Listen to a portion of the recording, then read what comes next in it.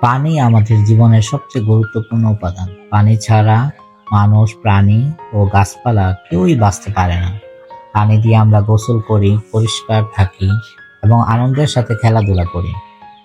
পানি প্রকৃতিতে তিনটি অবস্থায় থাকে। এই তিনটি অবস্থা হলো কঠিন, তরল এবং বায়বীয়।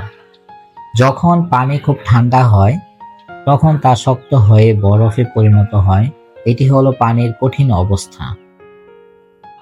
নদী, নালা, খাল ও বিলে যে পানি আমরা দেখি সেটি হলো পানির তরল অবস্থা। আপনি এই পানির উপরেই আমাদের জীবন নির্ভরশীল। বরফ পানিতে ভাসে কারণ বরফ পানির চেয়ে হালকা। এটি পানির একটি গুরুত্বপূর্ণ বৈশিষ্ট্য।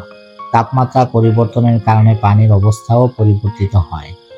পানি কখনো বরফ জমে, আবার গলে তরল হয়, আবার খাল দিয়ে প্রবাহিত হয়।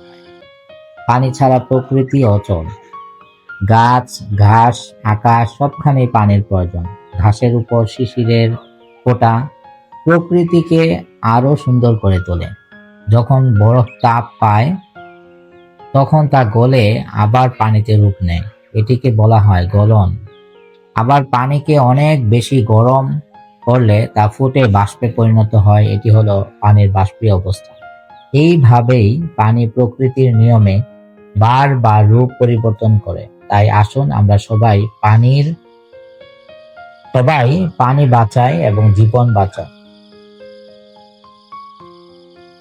ধন্যবাদ। আসসালামু আলাইকুম।